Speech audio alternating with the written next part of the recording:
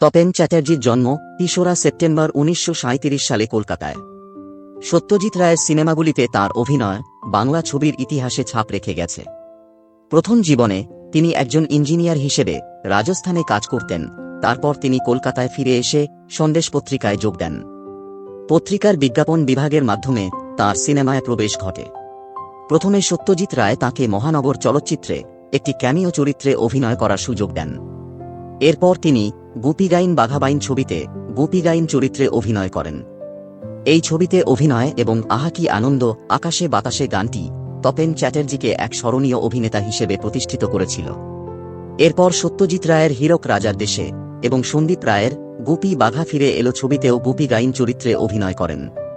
২৪শে মে ২০১০ সালে ৭২ বছর বয়সে শ্বাসকষ্টজনিত রোগে প্রয়াত হন। তিনি চিরকাল বাংলা চলচ্চিত্র প্রেমীদের মধ্যে স্মরণীয় হয়ে থাকবেন।